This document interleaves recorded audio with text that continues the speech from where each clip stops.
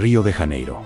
16 de julio de 1950. El Maracaná late con 199.854 almas que han venido a presenciar la coronación inevitable de Brasil como campeón del mundo. Las calles cariocas están decoradas con banderas verde-amarillas.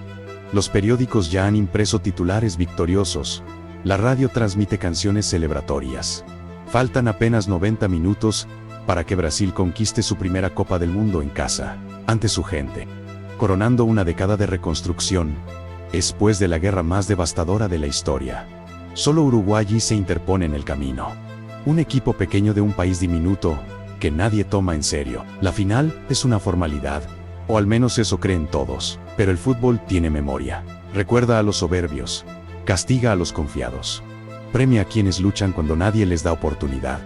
En ese Maracaná atestado, a punto de escribirse la historia más dolorosa del fútbol brasileño, pocos saben que están presenciando algo más grande que un partido. Es el renacimiento del deporte después de 12 años de silencio impuesto por la Segunda Guerra Mundial. Es la primera vez que el mundo se reúne sin uniformes militares, sin bombas cayendo del cielo, sin campos de concentración operando en las sombras. El fútbol ha sobrevivido al abismo, pero las cicatrices de la guerra son invisibles en cada jugador, cada aficionado, cada ciudad que alberga partidos. Esta Copa del Mundo no debería existir. Europa está en ruinas. Millones de muertos pesan sobre la conciencia colectiva.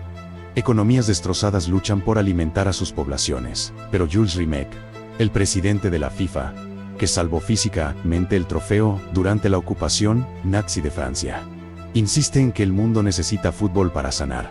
Brasil acepta organizar el torneo y construye el estadio más grande del planeta como monumento a la esperanza. Y ahora, en la tarde del 16 de julio, esa esperanza está a punto de convertirse en la tragedia más grande que el deporte haya conocido. El maracanazo está por nacer. Antes de contarte la historia que cambiará para siempre tu forma de entender el fútbol y sus emociones extremas, necesito pedirte algo importante. Si crees que vale la pena conocer las verdades detrás de los momentos más icónicos del deporte, entonces suscríbete a este canal ahora mismo. Activa la campanita de notificaciones para no perderte ningún episodio de estas historias que trascienden el juego. Deja tu like si quieres más contenido que explore los secretos y tragedias del fútbol mundial. Y en los comentarios, cuéntame desde qué ciudad te estás viendo este video. Me fascina saber que esta comunidad crece en todos los rincones del planeta, unidos por la pasión de descubrir la verdad detrás de los mitos deportivos. Ahora sí, viajemos juntos a 1950, el año en que el mundo intentó olvidar los horrores de la guerra a través del fútbol. Europa emerge lentamente de las cenizas. Berlín está dividida en sectores de ocupación. Ciudades enteras han sido borradas del mapa. Millones de refugiados vagan buscando hogares que ya no existen. En este contexto de devastación absoluta, la FIFA decide revivir la Copa del Mundo suspendida desde 1938. No habrá torneo en Europa. Las cicatrices son demasiado recientes. Brasil se ofrece como anfitrión. Un gigante sudamericano que la guerra tocó apenas tangencialmente y que ahora está listo para mostrar al mundo su potencial futbolístico. La construcción del Maracaná es un proyecto faraónico que consume recursos que Brasil apenas puede permitirse. Pero el gobierno de Eurico Gaspar Dutra ve en el torneo una oportunidad de proyectar poder blando, de posicionar a Brasil como potencia emergente. El estadio será el más grande del mundo, capaz de albergar 200.000 personas. Las obras avanzan con retrasos constantes, accidentes laborales que matan a decenas de trabajadores, presupuestos que se triplican. Pero nada detendrá este sueño brasileño de grandeza. Mayo de 1950. Los equipos comienzan a confirmar su participación, pero las ausencias son notorias y dolorosas. Alemania está prohibida por la FIFA como castigo por iniciar la guerra. Japón también está excluido. La Unión Soviética se niega a participar, aislándose detrás de la cortina de hierro. Francia, devastada económicamente, declina la invitación porque no puede costear el viaje transatlántico. Austria, que todavía está ocupada por fuerzas aliadas, tampoco viene. Checoslovaquia, ahora comunista, recibe órdenes de Moscú de boicotear el torneo capitalista. El mapa de ausencias es un mapa de las heridas abiertas de la guerra. Inglaterra, la cuna del fútbol, participa por primera vez en una Copa del Mundo. Durante décadas, los ingleses consideraron estos torneos inferiores a su prestigio, creyendo que su superioridad futbolística era indiscutible. Pero la guerra humilló incluso a los soberbios. Inglaterra acepta la invitación y viaja a Brasil con un equipo lleno de estrellas de la liga inglesa. Stanley Matthews, Tom Finney, Billy Wright, nombres que dominan el fútbol europeo. Los ingleses llegan a Río, convencidos de que darán una lección de fútbol a los sudamericanos. La humillación que les espera será recordada por generaciones. Pero qué sorpresas aguardan en un torneo donde todo parece posible, después de que el mundo entero estuvo al borde de la extinción. El formato del torneo es extraño, casi experimental. No hay eliminación directa hasta la ronda final, que se jugará en formato de grupo entre los 4 clasificados. 13 equipos participan en total, un número impar que complica el calendario. Brasil, Uruguay, España y Inglaterra emergen como favoritos, aunque los sudamericanos confían en que ningún europeo podrá adaptarse al calor tropical brasileño ni al estilo técnico del fútbol sudamericano. Las predicciones están cargadas de chauvinismo continental de ambos lados del Atlántico. El 24 de junio, el torneo comienza con Brasil enfrentando a México en el Maracaná. El estadio no está terminado, falta pintura en las paredes, algunas secciones de las gradas son concreto desnudo, pero está funcional. 82.000 personas llenan el coloso parcialmente construido para ver a la Seleção. La presión sobre los brasileños es inmensa desde el primer minuto. No se trata solo de ganar un torneo, se trata de validar la identidad nacional, de probar que Brasil puede competir con las grandes potencias en cualquier escenario. El fútbol ha dejado de ser deporte para convertirse en proyecto político. Brasil gana 4-0 con actuaciones brillantes de Ademir, Jair y Sissino. El trío ofensivo brasileño es de una calidad técnica que deslumbra a los observadores europeos presentes. El fútbol brasileño ha evolucionado desde 1938, incorporando elementos de samba y capoeira en sus movimientos. Es hipnótico, creativo, alegre. Los aficionados salen del Maracaná convencidos de que están presenciando el nacimiento de una dinastía. Los periódicos cariocas publican titulares eufóricos: la copa ya está ganada. Solo falta la formalidad de jugar los partidos restantes, pero mientras Brasil celebra, en Belo Horizonte, está a punto de suceder algo que sacudirá los cimientos del fútbol mundial. Inglaterra enfrenta a Estados Unidos en un partido que todos consideran un simple trámite. Los norteamericanos son emaches, trabajadores que juegan fútbol los fines de semana. Su portero es maestro de escuela, su delantero centro es cartero. Enfrentan a los inventores del fútbol, a las estrellas de la liga más prestigiosa del mundo. Las apuestas están 500-1 a favor de Inglaterra. Lo que sucederá en los próximos 90 minutos será considerado el resultado más improbable en la historia de las Copas del Mundo. El partido comienza, y Estados Unidos hace lo único que puede: defender con 11 jugadores detrás del balón y rezar. Inglaterra ataca sin pausa, crea oportunidad tras oportunidad, pero el portero norteamericano Frank Borghi realiza atajadas milagrosas. Los delanteros ingleses fallan disparos increíbles. La frustración crece minuto a minuto. En el minuto 37, un centro norteamericano mal calculado es cabeceado por Joe Gaethans. El balón se desvía extrañamente y entra en la portería inglesa. 1-0 para Estados Unidos. El estadio cae en silencio atónito. ¿Podrán los norteamericanos sostener la ventaja ante el asedio inglés? La respuesta definirá el partido más vergonzoso en la historia del fútbol inglés. Inglaterra lanza un asedio desesperado. Los últimos 45 minutos disparan más de 30 veces a la portería norteamericana. Borghi se convierte en héroe nacional, atajando todo lo que le lanzan. Los postes salvan a Estados Unidos 2 veces. Los estadounidenses apenas cruzan la mitad del campo, pero defienden con coraje suicida. Cuando el árbitro italiano generoso Dattilo pita el final, nadie puede creer lo que acaba de suceder. Estados Unidos 1, Inglaterra 0. Es el resultado más humillante en la historia del fútbol inglés. Los periódicos británicos se niegan inicialmente a publicar el resultado, creyendo que es un error telegráfico. Cuando confirman que es real, algunos simplemente omiten el partido de sus ediciones. Los jugadores ingleses regresan al vestuario Estado de shock. Stanley Messius, considerado el mejor jugador del mundo, se sienta en un rincón con la cabeza entre las manos. Inglaterra será eliminada del torneo días después, regresando a casa en desgracia absoluta. Décadas después, este partido seguirá siendo mencionado como advertencia sobre los peligros de la soberbia. Mientras Inglaterra se hunde en vergüenza, Brasil continúa su marcha triunfal, derrota a Suiza 2-2, en un partido extraño, donde permiten remontar una ventaja cómoda, preocupando ligeramente a los observadores. Luego aplastan a Yugoslavia 4-0, confirmando su estatus de favoritos absolutos. España avanza también, aunque con más dificultades. Uruguay, el pequeño Uruguay de apenas 2 millones de habitantes, clasifica sin llamar demasiado la atención. Nadie los ve como amenaza real para Brasil. La fase final del torneo agrupa a Brasil, Uruguay, España y Suecia en un cuadrangular donde el que sume más puntos será campeón. No hay final propiamente dicha. Solo 4 partidos que determinarán el ganador por tabla de posiciones. Es un formato que evita la presión de un partido único, pero crea situaciones tácticas complejas.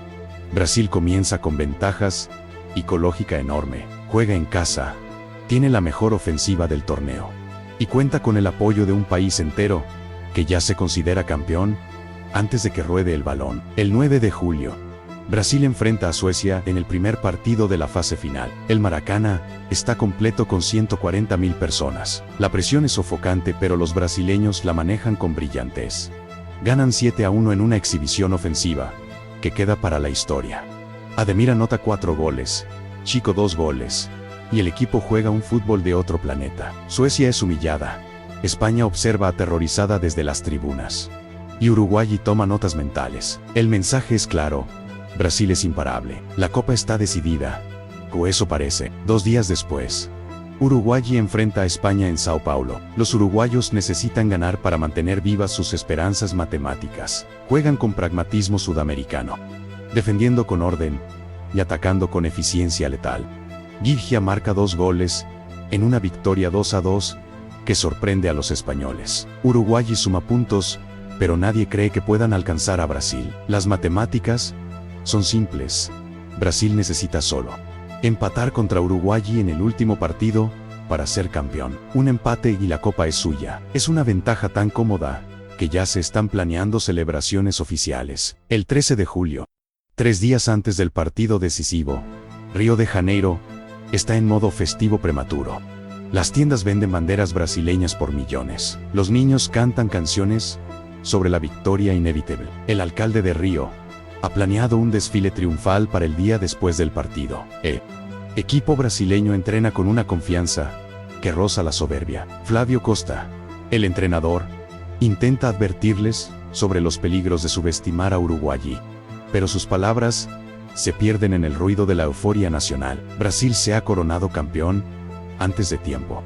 Uruguay, mientras tanto, se concentra en silencio. Su entrenador, Juan López, prepara un plan táctico específicamente diseñado para frustrar el ataque brasileño. Los uruguayos saben que son ampliamente inferiores en talento individual, pero el fútbol no siempre lo ganan los más talentosos. A veces lo ganan los más inteligentes, los más organizados, los que mantienen la cabeza fría cuando todos los demás la pierden.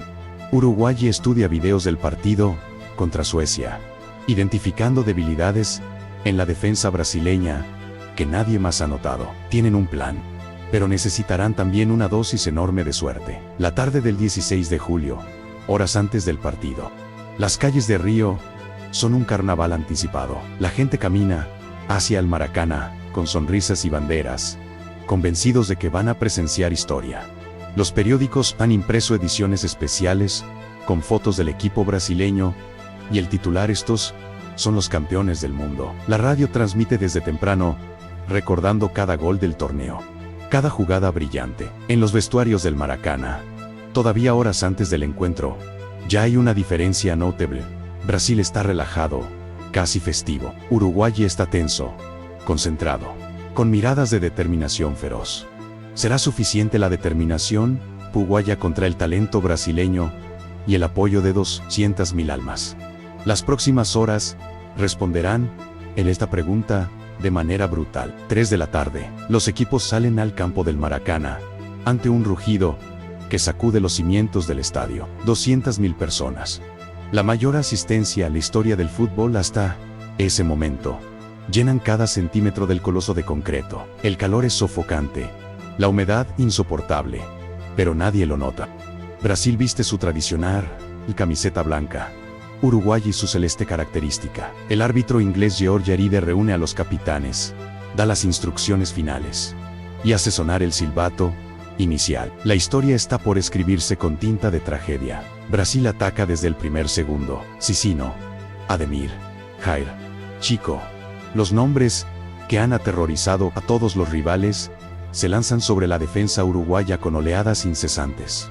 Uruguay se repliega, formando dos líneas compactas de 4 jugadores. Obdulio Varela, el capitán uruguayo, organiza la defensa con gritos autoritarios. Es un guerrero de 33 años, curtido en 1000 batallas, que no se impresiona por multitudes ni por favoritos. Cada vez que un brasileño intenta penetrar, Varela está ahí, cortando, despejando, organizando. Los primeros 45 minutos son asedio brasileño constante, contra resistencia uruguaya heroica. Brasil dispara 15 veces al arco.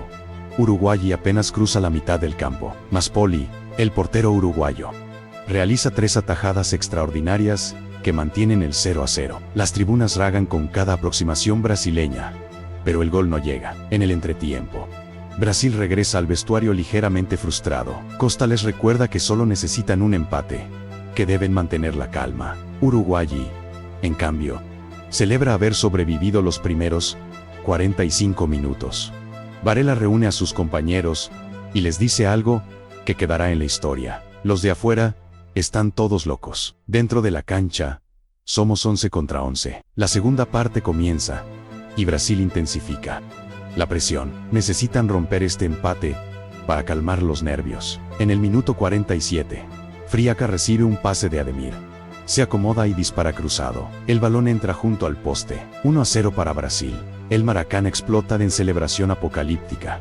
El rugido debe escucharse a kilómetros de distancia. En las tribunas, miles de personas lloran de emoción. Brasil está a 43 minutos de la gloria. El partido parece sentenciado. Uruguay necesita 2 goles contra el mejor equipo del torneo en su casa ante 200.000 almas hostiles. Pero Obdulio Varela no se inmuta. Cuando los brasileños celebran, él recoge el balón del fondo de la red y camina lentamente hacia el centro del campo. Se niega a apurar el reinicio, tomándose su tiempo, obligando a los brasileños a esperar. Es un gesto de desafío psicológico, de negarse a aceptar la derrota de implícita. Cuando finalmente coloca el balón en el centro, mira a sus compañeros y grita: ahora los agarramos. Los uruguayos reinician con renovada determinación. Los siguientes 20 minutos son de resistencia uruguaya férrea. Brasil ataca con desesperación creciente, consciente de que un segundo gol sentenciaría el partido.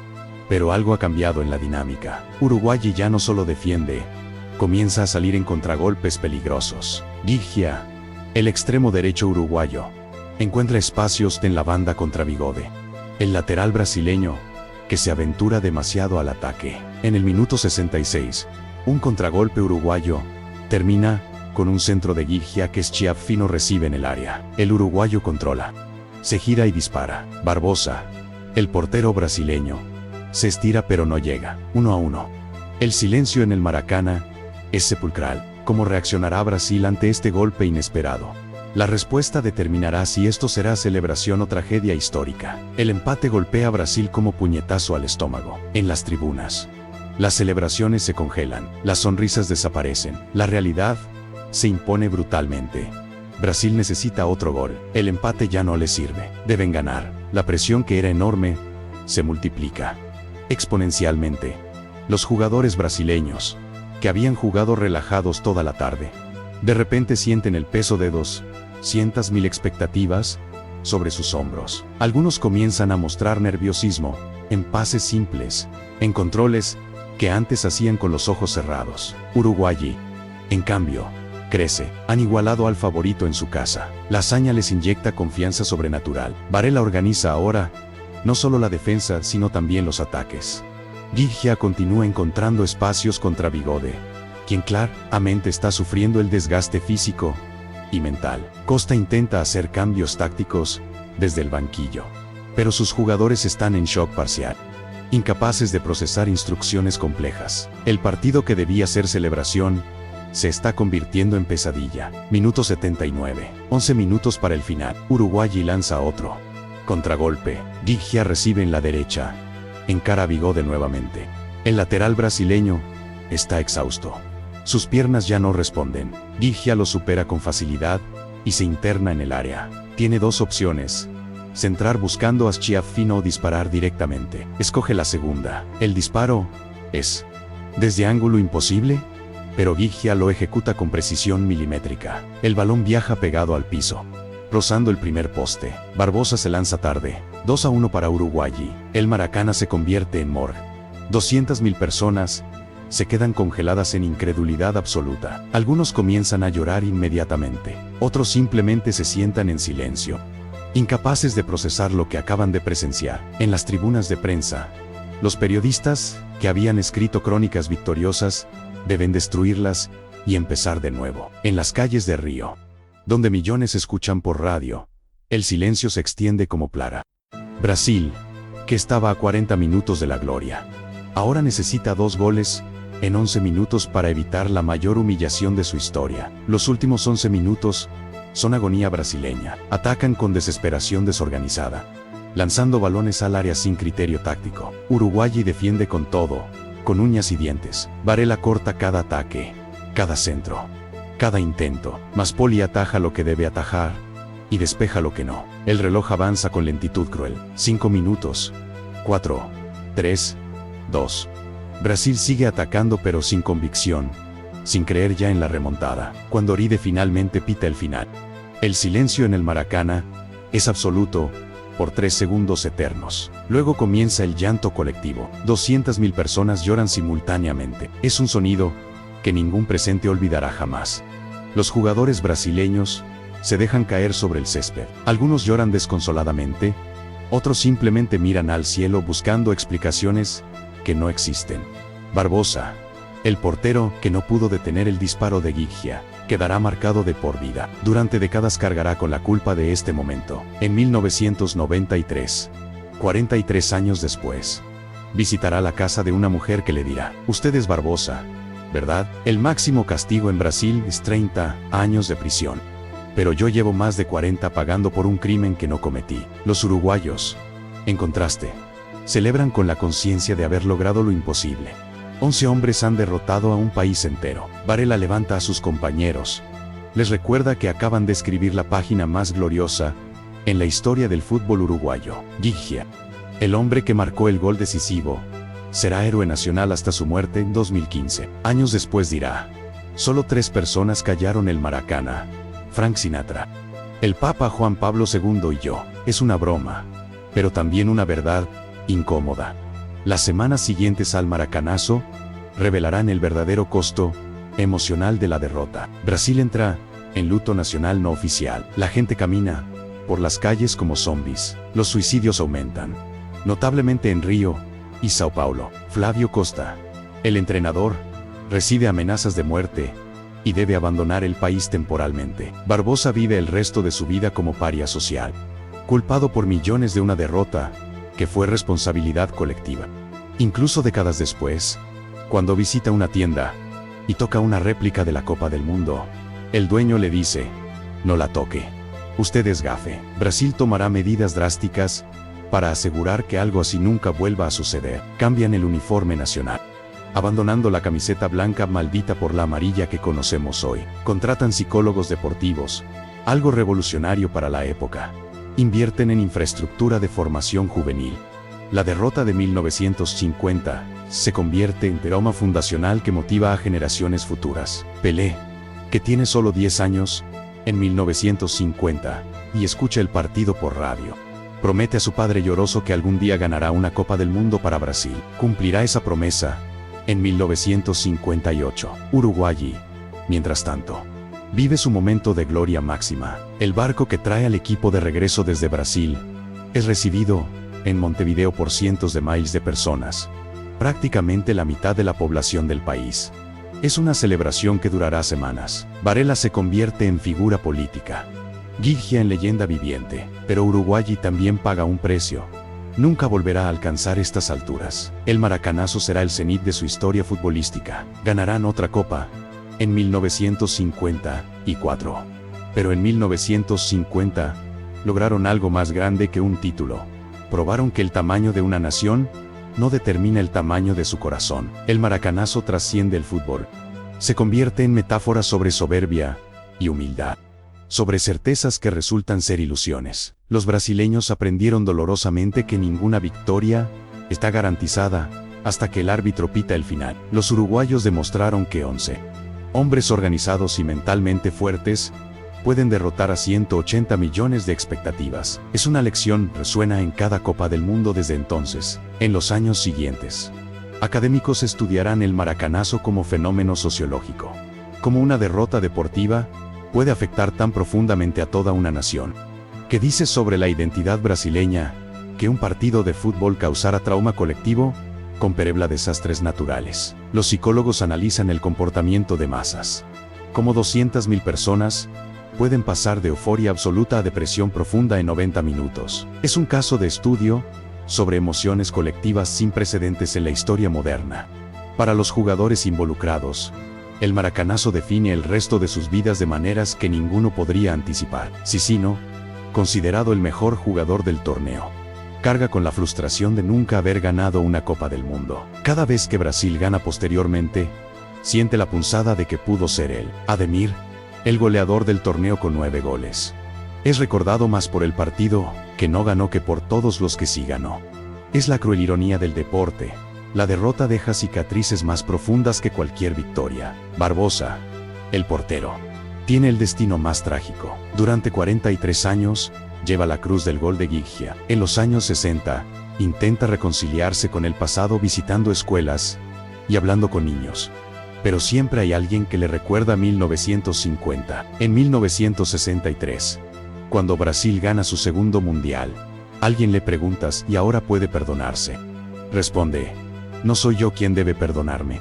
Es Brasil quien debe perdonarme. Ese perdón nunca llega completamente. Muere en 2000 sin haber encontrado paz con aquel 16 de julio de 50 años atrás. Giggia vive el polo opuesto. Es adorado. En Uruguay, su gol es reproducido en cada aniversario. Su nombre es sinónimo de gloria. Pero incluso él reconoce la carga que pesa sobre Barbosa. En una entrevista décadas después dice: me duele que mi momento de mayor alegría fuera el de mayor tristeza de Barbosa. El fútbol es así de cruel. Es un reconocimiento de humanidad compartida que trasciende rivalidades deportivas. Cuando Giggia muere en 2015 a los 88 años, Barbosa lleva 15 años muerto. Pero ambos permanecen eternamente unidos por aquel disparo que cambió dos vidas en direcciones opuestas. El Maracaná físicamente sobrevive a su bautismo traumático, pero su nombre queda manchado para siempre en la conciencia brasileña. Durante décadas, jugar allí será considerado maldición para la selección nacional. Brasil evita programar partidos importantes en el estadio, prefiriendo otras sedes. Solo en 2014, cuando Brasil organiza otra Copa del Mundo y juega semifinales en el Maracaná, enfrentarán nuevamente sus demonios. La derrota 7-1 contra Alemania, ese partido, será comparada, inevitablemente, con el Maracanazo, probando que algunos traumas nunca sanan completamente. La lección final del Maracanazo es sobre expectativas y realidad. Brasil esperaba coronarse campeón como culminación natural de su superioridad percibida. Construyeron un estadio monumental, organizaron celebraciones anticipadas, imprimieron periódicos victoriosos antes del partido final. La soberbia les costó todo. Uruguay, sin expectativas externas, jugó libre de presión y logró lo imposible. Es una lección, se repite constantemente en el deporte pero que raramente se aprende. La humildad gana más partidos que el talento acompañado de arrogancia. Hoy, más de 70 años después, el Maracanazo sigue siendo referencia cultural en Brasil. Cuando alguien experimenta una derrota inesperada justo cuando la victoria parecía asegurada, se dice que sufrió su Maracanazo. La palabra entró al léxico nacional como sinónimo de tragedia deportiva. de esperanzas destrozadas en el último momento. Es el legado permanente de aquel 16 de julio de 1950, un recordatorio eterno de que en el fútbol, como en la vida, nada está garantizado. Hasta el final. El fútbol después de 1950 cambió fundamentalmente. Las selecciones aprendieron a manejar presiones psicológicas, a no celebrar antes de tiempo, a respetar a todos los rivales, sin importar su tamaño. Los entrenadores incorporaron preparación mental como parte esencial del entrenamiento. Los aficionados aprendieron, dolorosamente en el caso brasileño, que el deporte puede romper corazones tanto como puede llenarlos de alegría. Y todos, jugadores y aficionados por igual, aprendieron que a veces las historias más grandes no son las de los campeones esperados, sino las de los héroes inesperados que desafían todos los pronósticos. Uruguay y nunca volverá a estos niveles de gloria futbolística, pero tampoco lo necesita. El maracanazo es suficiente. Un solo partido, donde 11 hombres hicieron callar a 200.000 almas, y probaron que el corazón puede vencer al talento cuando se combina con inteligencia táctica y determinación férrea. Brasil, por su parte, convertirá el dolor de 1950 en combustible para grandes a futura. La generación de Pelé, Garrincha, Didi y Babá crecerá escuchando historias del maracanazo. Entrenarán con la obsesión de nunca permitir que algo así vuelva a suceder. Cuando finalmente ganen en Suecia 1958, la celebración será dulce pero contenida, marcada por el recuerdo de lo que pasó cuando celebraron antes de tiempo. La humildad forzosa de 1950 se convertirá en la base del dominio brasileño de las décadas siguientes. El legado del maracanazo se extiende mucho más allá de Brasil y Uruguay. Cada equipo pequeño que enfrenta a un gigante recuerda que Uruguay lo hizo primero. Cada favorito que pierde inesperadamente es comparado con Brasil 1950. Cada aficionado que vive una derrota devastadora encuentra consuelo o desesperación en saber que otros sintieron lo mismo aquel día en Río. El maracanazo se convierte en el arquetipo de todas las grandes sorpresas deportivas que vendrán después. Corea del Norte eliminando a Italia en 1966. Camerún derrotando a Argentina en 1990. Grecia ganando la Eurocopa 2004. Para comprender completamente el impacto del maracanazo, debemos entender el contexto de 1950. El mundo acababa de salir de la guerra más destructiva de la historia. 50 millones de muertos. Ciudades enteras borradas del mapa. El descubrimiento del Holocausto. Las bombas atómicas sobre Hiroshima y Nagasaki. La humanidad había visto el abismo y casi cae en él. El fútbol era una de las pocas cosas que podían reunir a las naciones en algo que no fuera destrucción mutua. Y en este contexto de reconstrucción frágil, Brasil ofrecía esperanza. Un país que no fue devastado por la guerra. Un estadio monumental que miraba hacia el futuro.